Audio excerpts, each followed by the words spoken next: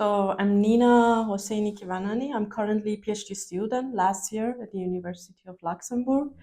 So I came from a really different background from linguistics, basically. For my bachelor I was studying in English literature, and then I moved to linguistics, and now I'm in the Department of Computer Science.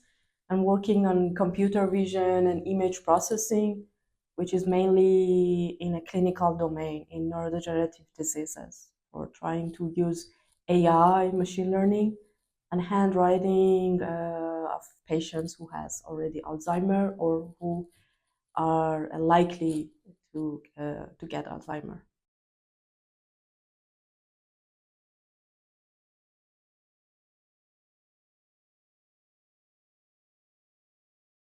What you're saying is that daily you're using AI as a tool for health. That's right. Exactly. Yeah, Okay. that's my daily task apart from data collection and data pre-processing and data stuff. Also implementing machine learning on the data that we already have from the patient.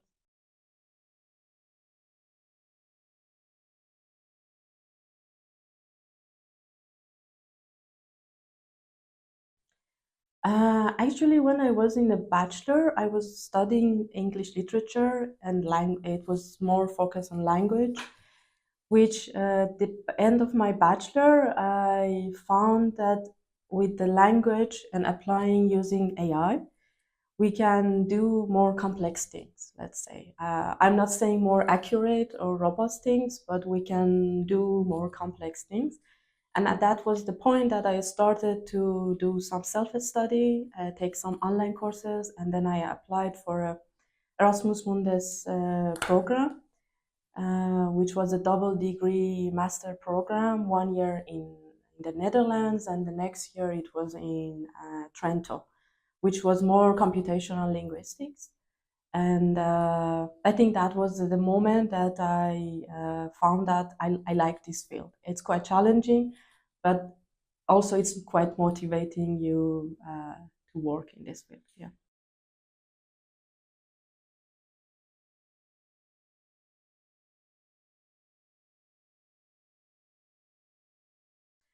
Um, I could say because I came from a totally different fields. So I didn't pass the computer science bachelor degree.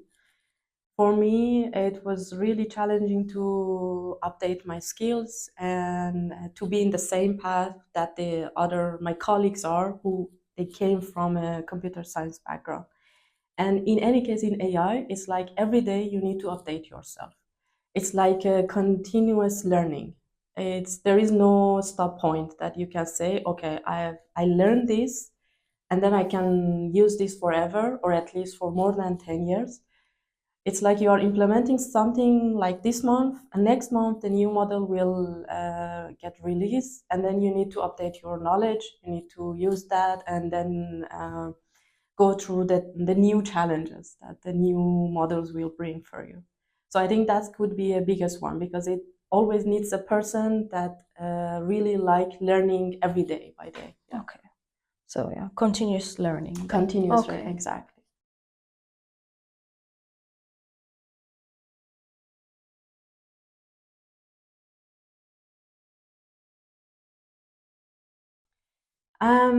Actually, not that big, but because I came from a different background, all the time they always address this. Maybe you don't know it. This caused me all the time before asking any questions. Okay, I hold my hands. Nina, maybe you don't know this. And most of the time I don't ask questions when there is a group of people who they are from the same field, and I can say mainly men in the group, because for the women in this field we are quite few in the meetings and in the gatherings. And this gives me a feeling maybe I don't know it, it's too simple, and it's better not to ask this question in that community. Or I remember one time one of my colleague, they were applying for a grant or somewhere, and the grant got rejected, and the reviewers commented that you didn't balance the gender balance in the researchers that you selected. And he told me in a really funny way that maybe we can add you as a female researcher, and then he laughed. I mean, I laughed with him, but I was thinking, okay, he doesn't consider me as a researcher, woman in the field or what? Which it was kind of weird because I was working, my field of the research was exactly the same as they wanted, and I have publications. I mean, based on my colleagues, I have a good CV, and also I do believe that my backgrounds are nice. But he still think that maybe I'm not a good candidate. I didn't ask him why you were laughing. Maybe it was better to ask. Maybe he didn't had any intention. But yeah, it might happen quite often.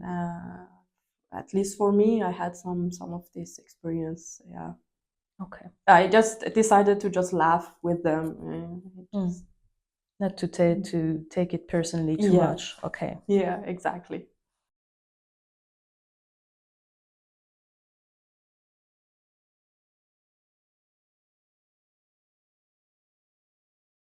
Actually, knowledge of programming.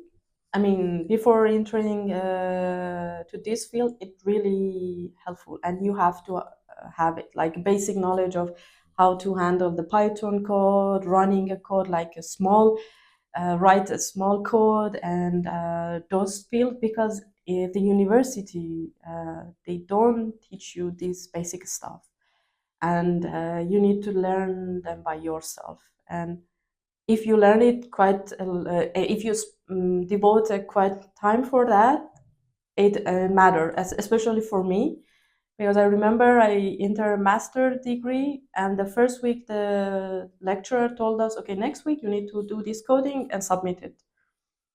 And even though I had the basic knowledge, the requirement was quite high for me, and I had a really bad time back then because I was going to library from like in the morning up to late night to just compensate those knowledge that others already had it in their bachelor or even high school. So that could be really helpful, the programming knowledge. I mean, the machine learning part, you can learn it at this university. But the coding part, programming, it's better to uh, learn it by yourself. Try to learn it by yourself.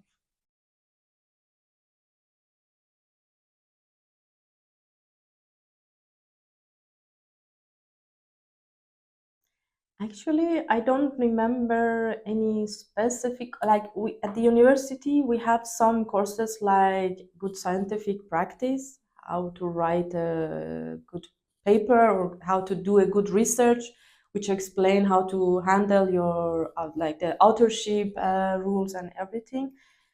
But what like time managing, like management, managing your time, or problem solving stuff. I think I learned it by working in this field. So it was not a nice way to learn it actually because you paid for it. So, but I think I learned it by like I remember the first paper that I submitted.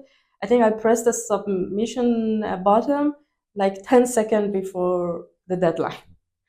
So like after 3 days a night of not sleeping or anything. But then after the second one, I managed like 1 hour earlier, and now it's like half a day earlier, which I think is a good progress.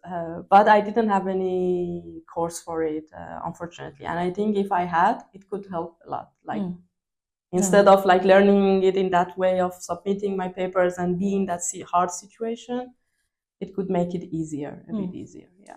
People are telling me because I have deadlines, and I remember like my colleague last week told me, "You don't look like a person who has a deadline." I was like, "I learn it. It just stress now. It's inner, but maybe I'm able a little bit control it, or I don't know. I hope it's like that. Yeah."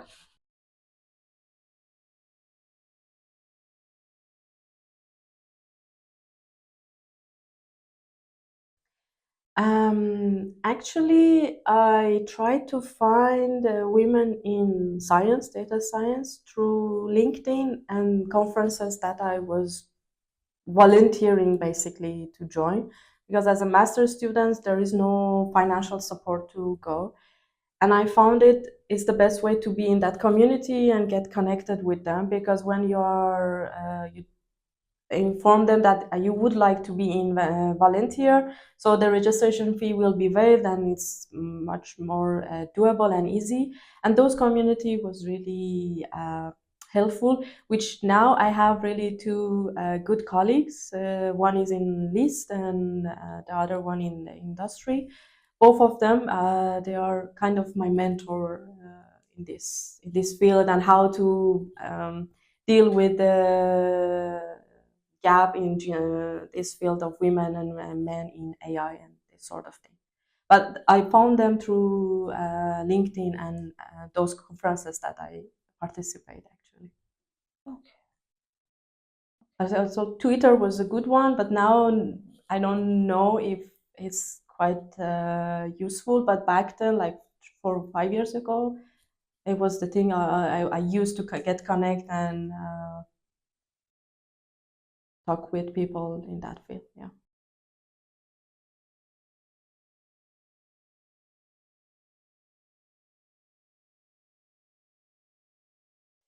I think the biggest advice is not get disappointed. This field is too big, and it's not. Sometimes it's not lovely, and there are always challenges for different reasons, like challenges in gender gap, challenges in AI, or doing the research.